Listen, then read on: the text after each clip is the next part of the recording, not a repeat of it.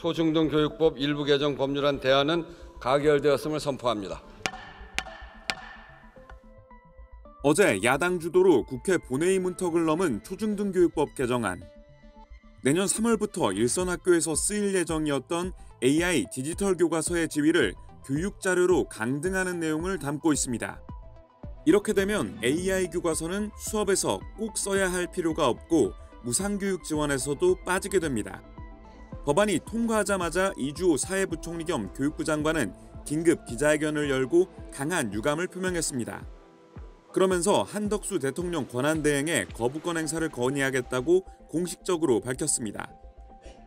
교과서로 활용될 때 지역 간, 학교 간 교육 격차를 해소하고 학생들에게 균등한 교육 기회를 제공할 수 있는 만큼 제의 요구를 건의할 계획입니다. AI 디지털 교과서는 맞춤형 교육을 강화하겠다는 목표로 추진돼 왔지만 디지털 중독 우려와 효과성에 대한 검증이 부족하다는 이유로 학교 현장의 반발에 부딪혀왔습니다. 어제 개정법 통과로 AI 교과서 정책이 중대한 갈림길에 서게 된 상황에서 교원단체의 의견은 엇갈렸습니다. 전국 교직원 노동조합을 비롯한 AI 교과서 중단 공동대책위원회는 교육부는 학교 혼란이 커질 것이라며 법안 통과를 반대했지만 오히려 AI 교과서가 이대로 학교에 도입된다면 현장 혼란은 더욱 커질 것이라고 밝혔습니다. 반면 한국교원단체 총연합회는 정치에 따라서 교과서 정책이 요동치며 소송 분쟁까지 더해져 학교 혼란이 가중될 수 있다며 정부와 시도교육청, 여야 차원의 협의와 대책 마련을 촉구했습니다.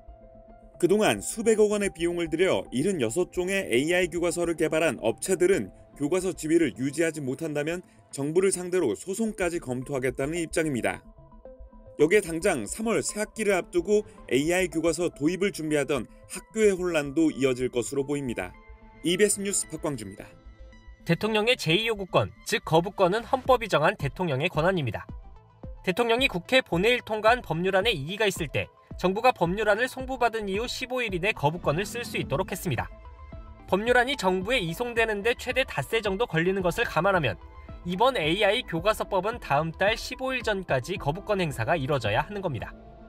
교육부는 법안이 정부에 넘어오는 대로 거부권을 건의하겠다는 입장이지만 실제 거부권 행사까지 넘어야 할 산이 많아 보입니다.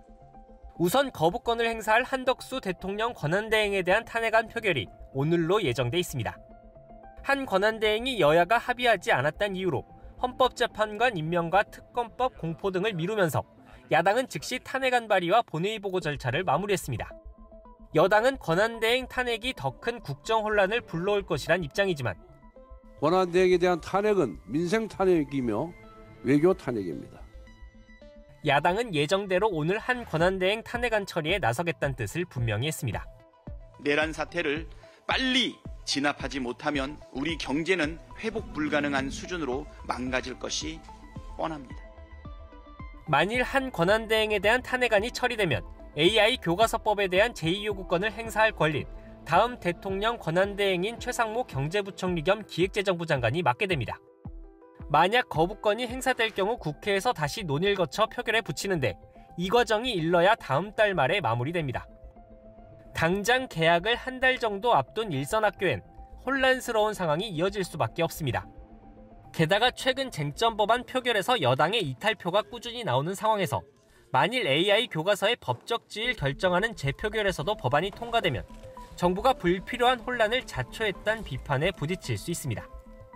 AI 교과서 도입에 반대하는 126개 교육시민단체는 거부권을 행사하면 모든 교육계 구성원의 강한 반발과 투쟁에 직면할 것이라고 경고했습니다. EBS 뉴스 송성환입니다.